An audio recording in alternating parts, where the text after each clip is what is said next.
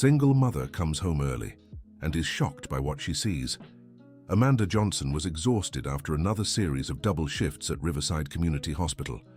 For 4 months, she had been working non-stop to pay basic bills after her ex-husband disappeared without leaving a single cent of child support. When she opened her gate that Thursday afternoon, what she saw left her completely paralyzed. In the backyard, a man in an orange uniform was grilling burgers, while her 2 children, 11-year-old Matthew and 9-year-old Emily, were laughing in a way she hadn't seen in months. "Mom!" shouted Emily, running toward her. "Uncle Richard brought hamburgers and hot dogs for us." Amanda's heart raced. Who was that man? How had he gotten into her house? And why did her children seem so comfortable with a complete stranger? "Matthew, Emily, come here right now," she said, trying to control the trembling in her voice. The man turned around, and she immediately recognized the Power and Light Company uniform, the same kind of outfit worn by the technicians who had cut off her electricity 3 weeks earlier for non-payment. "Good afternoon, ma'am," said Richard, removing his orange cap and revealing a tanned face of about 40 years. "I know you must be scared, but I can explain everything." "Explain what?" Amanda held her children by their arms, pulling them close. "Who are you, and how did you get into my house?" "Mom, he's cool," protested Matthew. "He turned our power back on and said we don't have to study by candlelight anymore." Amanda felt the world spin. The lights were indeed working. She had spent weeks trying to save money to pay off the debt to the power company, and now she found out a stranger had solved the problem without her knowledge. "I work for the Power and Light Company," Richard explained calmly. "I reconnected your service this morning. I know you work at the hospital and that you're going through a hard time. The kids told me they study by candlelight because you didn't have money to pay the bill. And you decided to break into my house and feed my children. Why?" Amanda's voice was heavy with suspicion. "He didn't break in, Mom," said Emily. "We let him in. He knocked on the door and introduced himself. He said he wanted to help." At that moment, the neighbor Mrs. Peterson appeared at the fence that divided the yards. She was a 60-year-old woman, known for sticking her nose into everyone's business on the street. "Amanda, what's going on here?" asked Mrs. Peterson in an accusing tone. "Letting a strange man be alone with the children? This is negligence. I'll have to call Child Protective Services." Dear listener, if you're enjoying the story, please take a moment to like the video and especially subscribe to the channel. It really helps us who are just starting out. Now back to the story. Amanda's face went pale. That was exactly what she feared the most. Ever since she had been left alone with the children, she lived in fear that someone would question her ability to care for them. "Mrs. Peterson, please," she tried to explain. "I just got home and I'm trying to understand the situation." "Understand what?" the neighbor shot back. "You work all day and leave these children alone. Now I come home and see an unknown man in here. What kind of mother are you?" "The kind who works 16 hours a day to put food on the table," Amanda replied, her eyes filled with tears. Richard stepped forward, positioning himself between Amanda and the nosy neighbor. "Excuse me, ma'am," he said politely. "My name is Richard Thompson. I've been a technician at the Power and Light Company for 15 years. I have my work ID, a clean criminal record, and references from all my supervisors. I did nothing but help a family in need." "And are you related to them by any chance?" questioned Mrs. Peterson. "No, but I don't need to be one to do a good deed," Richard replied firmly. Amanda watched the exchange, feeling increasingly confused. On one hand, she was grateful for the help. On the other, she couldn't understand why a complete stranger would do that. "Richard," she said, trying to stay calm, "I really appreciate the help with the electricity, but I can't accept a stranger entering my home when I'm not present." "I completely understand," he answered, "and I apologize if I caused any discomfort, but when I saw the children's drawings at school, I couldn't remain indifferent." "What drawings?" asked Amanda. Emily lowered her head in embarrassment. "At school, the teacher asked us to draw our house," explained Matthew, "and I drew our house all dark, with candles. Then Uncle Richard saw it and asked if it was true." "Do you work at my children's school?" questioned Amanda. "Not exactly," replied Richard. "I do electrical maintenance at the school once a month. Yesterday I was changing some light bulbs when I saw the drawings on the bulletin board. Teacher Susan explained your situation to me. Amanda knew Teacher Susan well. She was a kind woman who always cared about the students' well-being. If she had spoken to Richard about the family's situation, maybe he really was trustworthy. Even so, said Amanda, you can't enter my home without my permission, and certainly not have a barbecue with my children. You're right, admitted Richard. I acted on impulse. When I came to restore the electricity and saw the children studying in the backyard because the house was too dark inside, my heart sank. They reminded me of... He stopped speaking abruptly, as if he had said more than he intended. Reminded you of what? Insisted Amanda. Of a difficult time in my own life. Richard answered vaguely. Mrs. Peterson, who had been watching the entire conversation, shook her head in disapproval. Amanda, you might believe this story, but I don't buy it. Men who do this kind of thing always have ulterior motives. I'm still going to call Child Protective Services and the school to warn them about this one.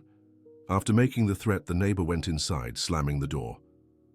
Mom, Uncle Richard is good, said Emily, holding Amanda's hand. He helped Matthew with his math homework and fixed our leaky faucet. He also brought us new notebooks, added Matthew. Said he saw ours were running out. Amanda looked at Richard with a mixture of gratitude and suspicion. It all seemed too good to be true. Why are you doing this? She asked directly. Nobody helps strangers like this without wanting something in return. Richard sighed and looked at the children, who were paying attention to every word. Matthew, Emily, he said, how about you go wash your hands while I talk with your mother? The children obeyed reluctantly. When they were alone, Richard sat in one of the plastic chairs in the backyard and gestured for Amanda to do the same. 5 years ago, I lost my only daughter, he said with a choked voice. She was Emily's age. Since then, whenever I see children in need, I think of her and feel an inexplicable need to help. Amanda felt her heart tighten. The pain in that man's eyes was unmistakable. I'm sorry for your loss, she said sincerely, but that doesn't explain how you knew where I live and when I wouldn't be home. Teacher Susan told me where you live, explained Richard. And as for the timing, every time I come to work at the school, I see you leaving in the morning and only returning at night. I figured today would be the same. You've been watching me? Asked Amanda, alarmed. Not in the way you're thinking, Richard replied quickly. The school is on the same street where you catch the bus. Here it's impossible not to notice someone who leaves every day at the same time. The explanation made sense. The school really was on the way to the bus stop that Amanda used daily. Even so, she insisted, you should have looked for me first, asked for permission. You're absolutely right, Richard agreed. I was wrong. But when I got here and saw the children trying to do their homework with that little bit of light coming through the window, I couldn't just turn the power back on and leave. Amanda observed the man in front of her. There was something genuine in his words, but her experience with her ex-husband had taught her to be wary of men who seemed too good to be true. Richard, she said, I sincerely thank you for your help, but I need you to understand that I'm a single mother trying to protect my children. I can't allow strangers to come into the house when I'm not present. I understand completely, he replied, standing up. I'll leave right now. And I promise I won't come back without your permission. At that moment, Matthew and Emily came running back from the bathroom. Is Uncle Richard leaving? Asked Emily with a sad face. He needs to go to work, explained Amanda. Thank him for his help. Thank you for everything, Uncle Richard, said Matthew, giving the man a hug. Emily did the same, and Amanda saw Richard's eyes fill with tears. It was a pleasure to meet you, he told the children. Study hard and listen to your mum. After Richard left, Amanda went into the house with her children. The difference was impressive. All the lights were working, the television turned on normally, and even the refrigerator had started working again. Mom, why did you send Uncle Richard away? Asked Emily while they were having dinner. Because we don't know him, sweetie, explained Amanda. He might be a good person, but we need to be careful. But he helped us, protested Matthew, and said he knew you. What do you mean he knew me? Asked Amanda, surprised. He said you took care of his mother in the hospital a few years ago, Matthew told her, that she spoke very highly of you. Amanda stopped eating. That information changed everything. If Richard really was the son of some patient she had cared for, maybe his story was true. "Did he say his mother's name?" she asked. "He said it was Mrs. Margaret Wilson," replied Emily, "that she was hospitalized for a long time and always talked about Nurse Amanda, who took care of her like she was her own daughter." Amanda remembered immediately. Mrs. Wilson had been one of her favorite patients the previous year, a 70-year-old lady who was hospitalized for 2 months with heart problems. She really did talk a lot about a son who worked at the Power and Light Company. "Are you sure he said Margaret Wilson?" insisted Amanda. "I am," confirmed Matthew. He even showed a picture of her on his phone. It was a very old lady with white hair. Amanda felt guilty for having been so suspicious. If Richard was really Mrs. Wilson's son, then his kindness made perfect sense. The lady had spent weeks telling everyone in the ward how hard-working and kind her son was. That night, after putting the children to bed, Amanda kept thinking about the situation. On one hand, she was grateful for Richard's help. On the other, she felt vulnerable for accepting favors from someone she barely knew. The next morning, while getting ready for another shift at the hospital, she received a call from the school. "Amanda," it was Teacher Susan's voice, "can I speak with you about a situation that happened yesterday?" "Of course, teacher, what is it?" "It's about Richard, the technician who does maintenance here at the school. He came to me after talking with me about your situation and apologized for acting without consulting you first." "He went to the school?" asked Amanda. "Yes, he did. He said you were upset with him for entering your home without permission and that he was feeling guilty. He asked me to confirm with you whether he really is Mrs. Margaret Wilson's son." "And is he?" asked Amanda, though she already knew the answer. "Yes, he is. Mrs. Wilson was my neighbor until last year. She always spoke of her son who worked at the Power and Light Company. In fact, she was the one who recommended Richard to do the maintenance here at the school." Amanda felt even more guilty. Richard had genuinely tried to help her family out of gratitude, and she had treated him like a suspect. "Teacher Susan," she said, "did Richard leave any message?" "Yes, he did. He said he wanted to pay your electricity bill for the next 3 months as a way to honor his mother's memory, but he would only do it if you allowed it." Amanda was speechless. Such generosity seemed unreal. "Did he leave a phone number?" she asked. "Yes, he did. He said if you wanted to talk, you could call him." Dear listener, if you're enjoying the story, please take a moment to like and especially subscribe to the channel. It really helps us who are just starting out. Now, continuing. After writing down Richard's number, Amanda spent the whole day at the hospital thinking about what to do. That help came at a desperate time in her life, but accepting it seemed to compromise her independence. At the end of her shift, she decided to call Richard. "Hello?" answered a familiar voice. "Richard, it's Amanda." "Amanda, I'm so glad you called. I wanted to apologize again for yesterday. I know I acted inappropriately." "Actually, I'm the one who needs to apologize," she said. "Teacher Susan told me about your mother. I'm so sorry for having doubted you." "You were right to doubt," replied Richard. "A mother has to protect her children. I understand completely." "Richard, about the offer to pay our electricity bill," Amanda began. "You don't have to accept," he interrupted. "I know it's a large amount and that you have your pride. I just wanted to offer because I know how much my mother cared about you." "That's exactly why I want to accept," said Amanda, surprising herself. "Your mother was one of the most special patients I ever cared for. If this is a way to honor her memory, I accept with gratitude." "Are you sure?" asked Richard, emotional. "Yes, but on one condition." "What is it?" "You have to let me repay you in some way. I can make dinners for you or help with something. I don't want to feel like a person who only receives favors." Richard was silent for a few seconds. "I accept," he said finally. "But only if you let me continue helping the kids with their homework from time to time. They remind me so much of my daughter." "Of course you can," replied Amanda, "but only when I'm home." "Perfect. Thank you so much, Amanda.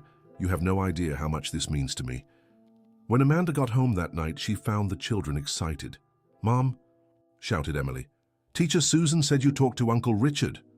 We did talk, and he's going to keep helping you with your homework. That's great, celebrated Matthew. He's really smart. He helped me understand math in a way no teacher ever could. Amanda smiled. Perhaps that friendship was exactly what her family needed. In the days that followed, Richard began visiting the family 3 times a week. He always arrived after Amanda got home from work and always brought something. School supplies, fruit, or just his caring presence. The children blossomed with the extra attention. Matthew, who always struggled with math, started getting excellent grades.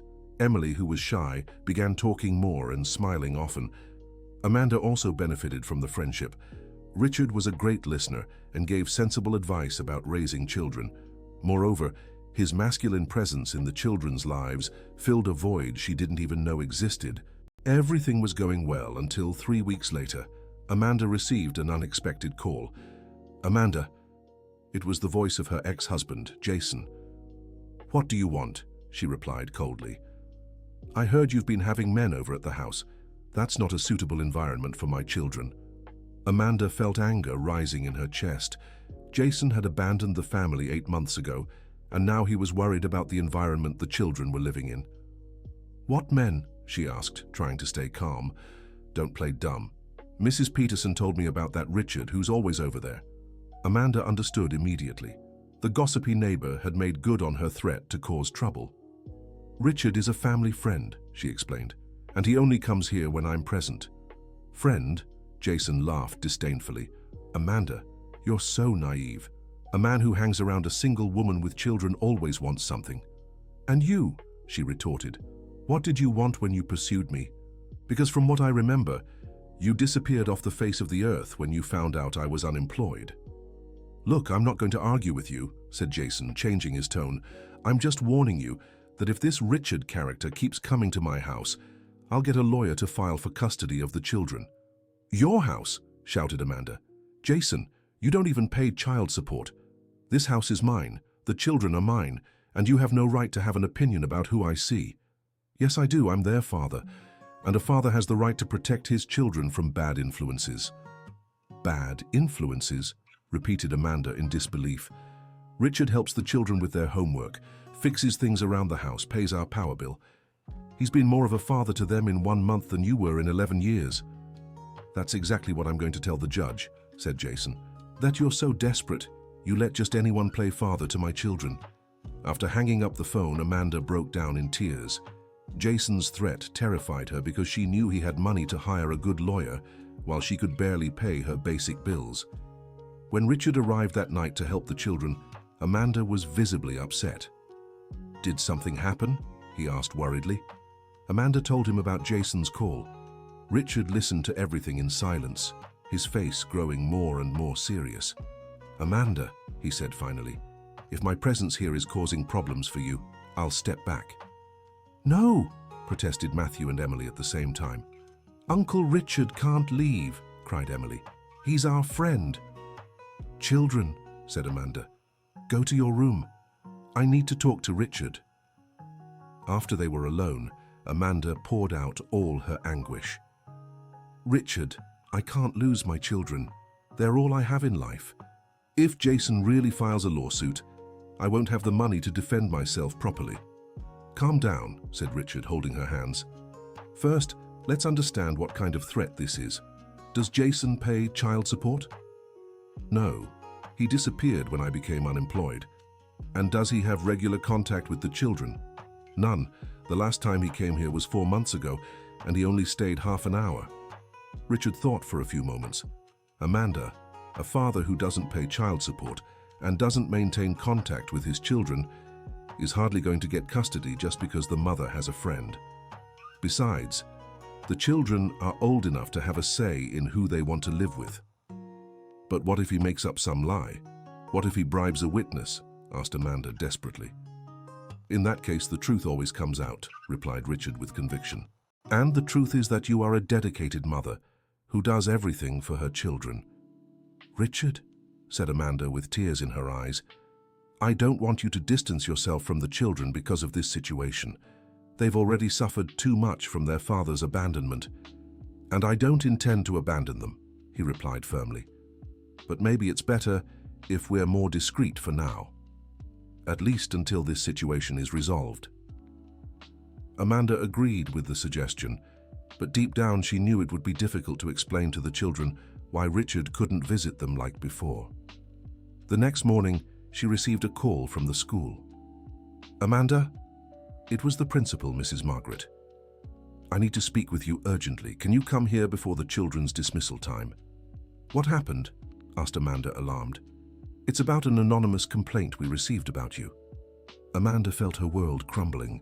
She was certain that Jason had followed through on his threat. When she arrived at the school, she found the principal with a worried expression. "Amanda, we received a call saying you leave the children alone at home with strange men and that this constitutes neglect." "That's a lie," protested Amanda. "Richard only comes here when I'm present, and he's not a stranger. He's the son of a patient I cared for at the community hospital." "I know that," said the principal. "Teacher Susan told me the whole story, but we're required to investigate any complaint involving the children's well-being." "What does this mean?" asked Amanda with her heart racing. "It means we'll speak with Matthew and Emily separately to understand how they feel about the situation at home." Amanda accepted the investigation because she knew she had nothing to hide. The children were interviewed by the school psychologist and confirmed that Richard never stayed alone with them and that he always treated them with affection and respect. "The children speak of Richard very fondly," reported the psychologist to Amanda. "They said he helps them with homework and fixes things around the house. We didn't identify any signs that they're being harmed by this relationship." "And now?" asked Amanda. "Now we'll file the complaint as unfounded," replied the principal. "But Amanda, be careful. Whoever made this complaint certainly has bad intentions and might try other ways to harm you." That afternoon, when Richard arrived for his usual visit, Amanda told him about the complaint at school. "It was Jason," she said with certainty. "He's trying to gather evidence to request custody of the children."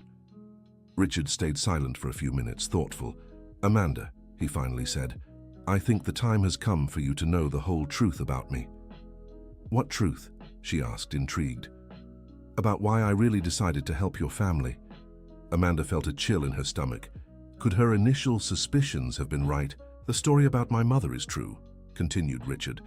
"Mrs. Wilson really spoke very highly of you, but that wasn't the only reason that led me to seek you out." "What was the other reason?" asked Amanda with apprehension. Richard took a deep breath before answering. 5 years ago, when she passed, I fell into a deep depression. I almost lost my job.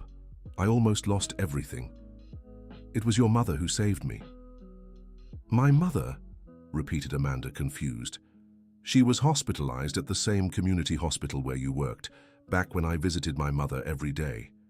Your mothers became friends, and your mother always spoke of you with great pride." Amanda vaguely remembered. Her mother had been hospitalized for a few days 2 years earlier for some tests. "One day," continued Richard, "your mother saw me crying in the hallway and asked what was happening. I told her about my daughter, about how lost I felt in life. She told me something I've never forgotten." "What did she say?" asked Amanda emotionally. "She said life had taken my daughter from me, but that I could still be a gift in the lives of other children. That somewhere there were children needing a father, just like my daughter needed me." Amanda felt her eyes fill with tears. Those words had her mother's mark. "When I learned about your situation through the children's drawings," Richard continued, "I remembered your mother's words and decided to act."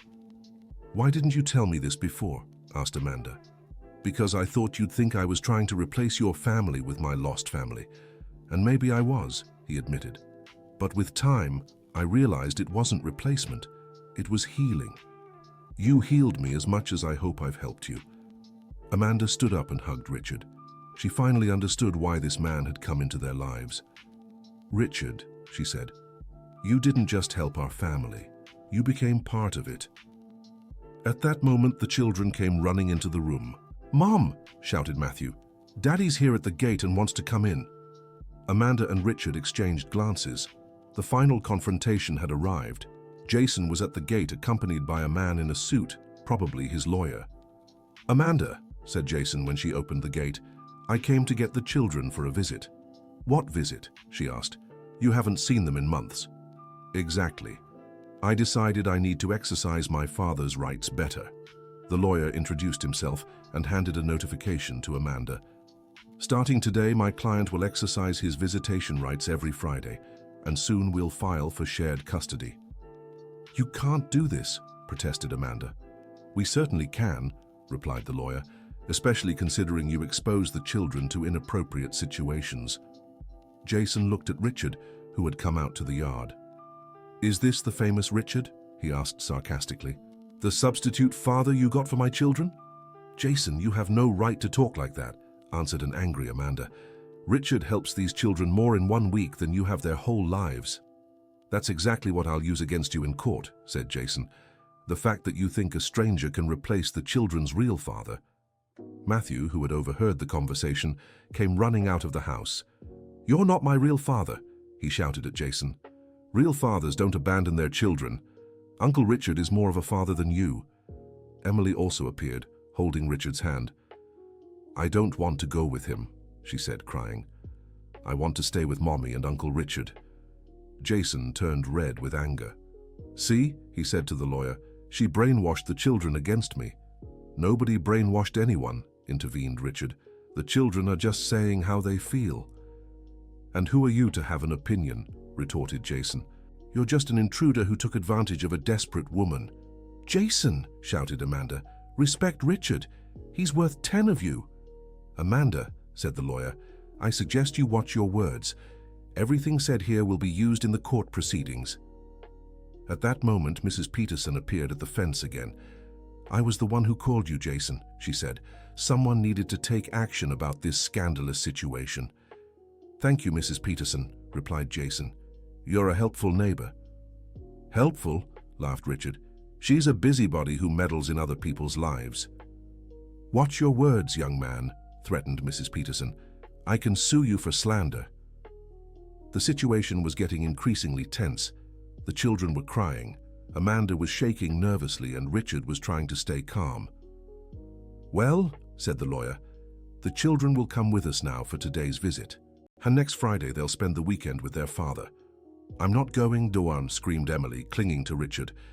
Me neither, declared Matthew. You're both going, said Jason, losing patience. I'm your father, and you have to obey me. Richard crouched down to the children's level. Matthew, Emily, he said calmly, you have to go with your father. It's his right. But I don't want to, cried Emily. I know, Princess, but sometimes in life we have to do things we don't want to. Go, be polite, and then you'll come back home. Will you be here when we get back? Asked Matthew. Richard looked at Amanda, who nodded positively. I will be, he promised. The children, still reluctant, went with Jason. Amanda watched the car drive away with a heavy heart. He can't do this, she said, crying. He can't just show up out of nowhere and take my daughters. Yes, he can, replied Richard. Unfortunately, the fact that he's been an absent father doesn't void his legal rights. What do I do now? Asked Amanda desperately. Now you're going to find a lawyer and you're going to fight, replied Richard determinedly. And you won't fight alone. I'm going to help you. How? She asked. First, I'm going to document everything that happens from now on. Every visit from Jason, every behavior of the children. Second, I'm going to talk to people who can testify about what kind of father he was before he disappeared. Richard, this is going to cost a lot of money. I can't afford a lawyer. I have some savings, he said, and I'll use all of it if necessary to help you.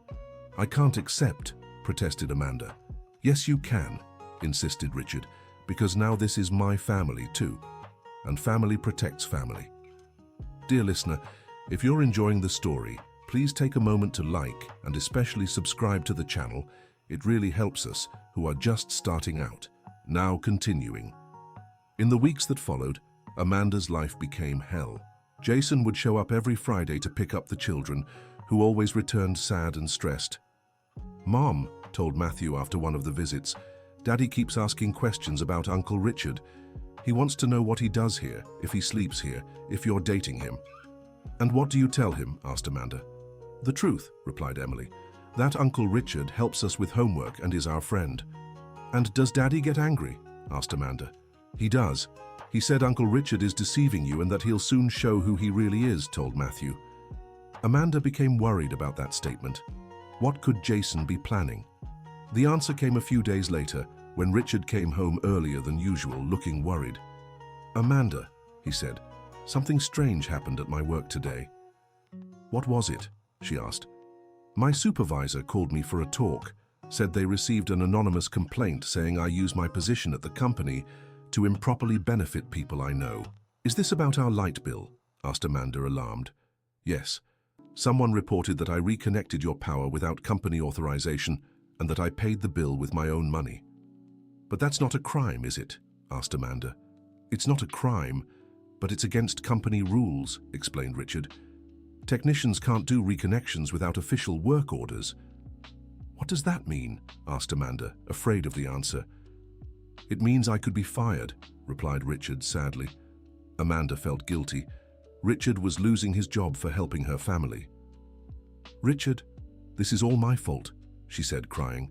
If I hadn't accepted your help, none of this would be happening. It's not your fault, he replied, hugging her. It's the fault of whoever is using this to hurt us. Jason, said Amanda angrily. It had to be him. Probably, agreed Richard. But we can't prove it. That night, Amanda could barely sleep thinking about the situation. Richard was losing his job because of her, and Jason was gaining arguments for the custody case. The next morning, she received a call from the lawyer she had contacted. Amanda, I received a notification from your ex-husband's lawyer. He is requesting custody of the children, claiming that you expose them to dangerous situations. What dangerous situations? Asked Amanda. According to the petition, you allow a man with no family ties to live in your home and have close contact with the children. Additionally, he claims that this man was fired from his job for inappropriate conduct. That's all a lie, protested Amanda. Richard doesn't live here, and the situation at his job was persecution. I know, Amanda, but on paper the allegations sound convincing. We need to gather evidence to challenge all of this. What kind of evidence? Asked Amanda. Witnesses who can speak about your character as a mother and about Richard's behavior with the children. We also need to prove that Jason is an absent father. Amanda told Richard about the conversation with the lawyer. He was thoughtful for a few minutes. Amanda, he said, maybe it's better if I step away for a while, until this situation is resolved. No, protested Matthew and Emily, who had overheard the conversation. If Uncle Richard leaves, I'm leaving too, declared Matthew. Me too, supported Emily. Children, said Amanda. Richard isn't leaving forever. It's just for a while until we resolve this situation with your daddy. But why? Asked Emily, crying. Why does Daddy want to ruin everything good in our lives? Amanda didn't know what to answer. She asked herself the same question. Richard knelt in front of the children. Matthew, Emily, he said, sometimes adults have complicated problems to solve, but that doesn't mean we stop loving each other. I will always love you, even if I can't come here for a while. But we need you, cried Emily, hugging Richard. And I need you too, he replied emotionally. But right now, the most important thing is to protect you. And if I stay here, I might end up hurting your mother in court. That night, after the children fell asleep, Amanda and Richard talked about the future. Richard, she said, I will never be able to thank you for everything you've done for us. You don't need to thank me, he replied. You've given me much more than I've given you. How so? You gave me back the will to live. After I lost my daughter, I was just existing. With you, I have a family again. Amanda held Richard's hands. Richard, no matter what happens in court, you will always be part of our family. And are you sure about that? He asked. Because I need to confess something to you. What? Asked Amanda with apprehension.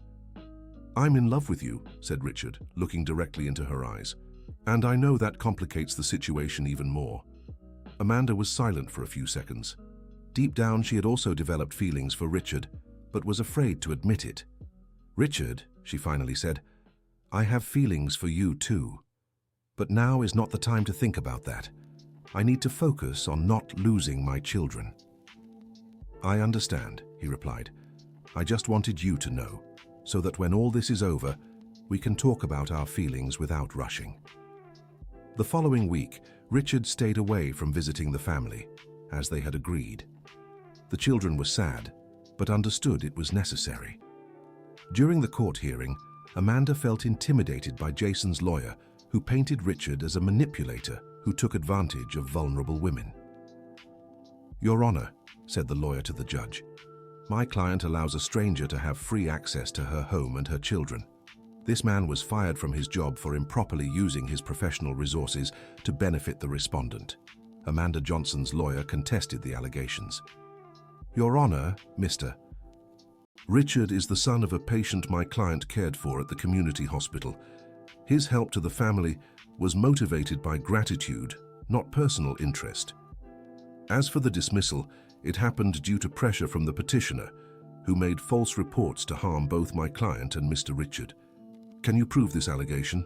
asked the judge. "We can, Your Honor.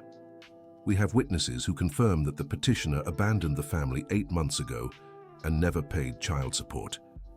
His sudden concern for the children's well-being coincides exactly with Mr. Richard's appearance in the family's life." The judge decided to hear the children separately. Matthew and Emily were clear in saying they wanted to stay with their mother and that they considered Richard a dear friend, not a threat. "Did your daddy say you were in danger with Richard?" asked the judge. "He did," answered Matthew. "But it's not true. Uncle Richard never did anything bad to us. And how do you feel when you're with your daddy?" asked the judge. "Sad," answered Emily. "He keeps asking things about Uncle Richard and about Mommy. He doesn't play with us or help with homework." After hearing the children, the judge called Richard to testify. "Mr. Richard," she said, "do you understand that your closeness with this family is causing a legal dispute?" "I understand, Your Honor," answered Richard. "And if my presence is harming the children, I am willing to step away." "Why did you decide to help this family?" Richard told the whole story, about his daughter, about his mother, about the words of Amanda's mother, about how he had found purpose in helping those children. "Your Honor," he said emotionally, "these children saved me as much as I hope to have helped them. I have no ulterior motives beyond seeing them happy and well cared for." The judge was visibly moved by the testimony. "Mr. Richard, do you have a romantic interest in the children's mother?" Richard hesitated for a moment. "Yes, Your Honor, but that does not influence my relationship with the children. They have always been my priority." Jason was the last to testify. His answers were evasive when asked why he had abandoned the family and why he had never paid support. "I was going through a difficult time," he said, "but now I am stable and want to exercise my rights as a father." "And why did you never maintain regular contact with the children?" asked the judge. "Amanda made contact difficult," lied Jason. "That's not true," protested Amanda. "I always allowed him to see the children. He was the one who never had any interest." Amanda's lawyer presented documentary evidence, unanswered messages the children had sent to their father, absences from birthdays and important dates, lack of child support payments. At the end of the hearing, the judge announced her decision. After reviewing all the testimony and evidence presented, it is clear that the petitioner's sudden interest in custody of the children is not motivated by their well-being, but by personal issues related to Mr. Richard's presence in the family's life. Amanda held her breath. "The children have clearly demonstrated their preference to remain with their mother, and I have identified no situation that constitutes neglect or danger. On the contrary, Mr. Richard's presence appears to have positively contributed to the children's development. Therefore," continued the judge, "I maintain custody with the petitioner and establish a regime of supervised visits for the respondent until he demonstrates genuine interest and responsibility toward the children." Amanda collapsed into tears of relief. She had won, but she knew the battle wasn't completely over yet. Outside the courtroom, Jason approached her furiously. "This isn't over," he threatened. "I'll appeal the decision, and I'll prove you're not a fit mother." "Jason," said Richard, stepping closer, "you lost. Accept it and move on." "And you," said Jason, pointing at Richard, "you'll pay for meddling in my family." "Your family?" laughed Richard. Family is who's present, who cares, who protects. You abandoned this family a long time ago. Jason tried to lunge at Richard, but was restrained by his own lawyer. My client is emotionally distraught, the lawyer apologized. We'll be leaving. After Jason was gone, Amanda hugged Richard. We did it, she said, crying. We protected the children. We sure did, replied Richard. But now we need to think about what we do from here on out. What do you mean? Asked Amanda. About us, he said. About our family. Because now that the danger has passed, we can talk about our feelings without fear. Amanda smiled through her tears. Richard, she said, I love you, and I want to build a real family with you. Are you sure? He asked, emotional. I am. You've proven you're the man the children and I needed in our lives. They kissed right there in front of the courthouse, sealing not just their love, but the beginning of a new chapter in their lives. When they got home, the children ran to hug them. So, asked Matthew eagerly, are we all still going to live together? Yes, we are, answered Amanda. Uncle Richard is going to be an official part of our family now. Yay, celebrated Emily. Can I call him Daddy Richard? Richard knelt down to the little girl's height with tears in his eyes. Yes, you can, Princess. It would be an honor to be called Daddy by you. Matthew also joined the hug. Finally, a real family, he said. In the months that followed, the family grew even stronger. Richard was rehired by another power and light company, which recognized his experience and honesty. The story of his unfair dismissal reached the ears of competitors, who vied to have him on their teams. Amanda got a promotion at the hospital after finishing the specialization course she had interrupted for lack of money. With Richard helping at home and with the bills, she could dedicate herself more to her studies. The children flourished. Matthew became one of the top math students in his class, and Emily completely lost her shyness, even joining the school choir. Jason tried to appeal the court's decision, but gave up when he realized he had no solid arguments. Gradually, he began to accept the visitation schedule, and over time, developed a healthier relationship with the children. You know, he said to Amanda during one of the visits, maybe Richard really is good for the children. Yes, answered Amanda, and most importantly, they truly love him. Are you two getting married? Asked Jason. We are, confirmed Amanda, and the children are very excited. Jason sighed. Amanda, I know I was a terrible husband and a terrible father. I won't apologize because I know words can't erase what I did, but I want you to know that I now understand what I lost. It's never too late to be a better father, Amanda replied generously. Amanda and Richard's wedding was simple but full of love. The ceremony took place in their backyard, decorated with flowers they had planted themselves. The children were the ring bearer and flower girl, and even Mrs. Peterson showed up to congratulate the couple. I apologize for being so nosy, said the neighbor. You taught me that sometimes families are formed in different ways, but the love is always the same. During the party, Richard gave a moving speech. 2 years ago, I thought my life was over, he said, but God had other plans. He brought me a new family, a new purpose, a new love. Amanda, Matthew, Emily, you are my miracle. Amanda also gave a speech. Richard, she said, you came into our lives when we needed it most. Not just with your hard-working hands or your generosity, but with your huge heart. You taught us that family isn't just about blood, it's about choice. It's about being present. It's about caring. It's about loving unconditionally. The children also wanted to speak. Daddy Richard, said Matthew, thank you for choosing to be our father. Thank you for taking care of Mommy when she was sad and for teaching us that real men protect their family. And thank you for never giving up on us, added Emily. Even when the other daddy tried to push you away, there wasn't a dry eye at the party. Months later, Richard officially adopted the children. On the day of the adoption hearing, the same judge who had decided the custody smiled when she saw them. It's good to see a family formed by true love, she said. Matthew and Emily, do you agree to have Richard as your legal father? We agree, they answered in unison. Then I declare you officially a family, said the judge, banging the gavel. Richard cried like a child that day. He finally had a daughter again, and now also a son to love and protect. The family moved to a bigger house, where Richard set up a small office to serve private clients. He had decided to open his own electrical services company, inspired by the unconditional support he received from his new family. "Richard," said Amanda, as they watched the children playing in the new backyard, "do you think your first daughter would be proud of the family you built?" Richard smiled with tears in his eyes. "I'm sure she would, and I'm sure she's happy to know that her daddy found reasons to smile again." "And you? Are you happy?" asked Amanda. "More than I ever imagined I could be again," he answered, kissing her. "You gave me everything a man could want, a wife I love, children who love me, and a home full of joy."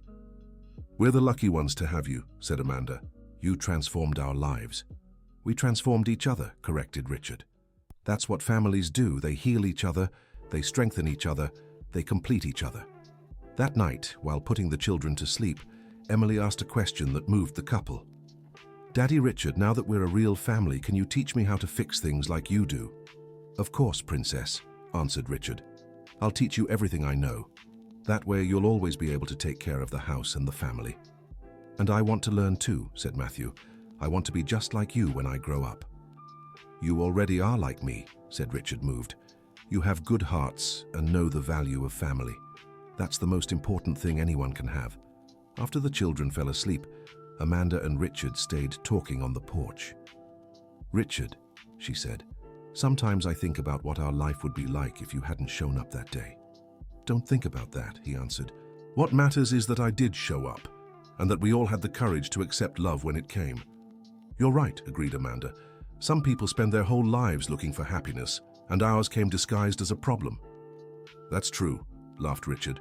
"When you saw me in the backyard barbecuing with the children, you must have thought I was a crazy man."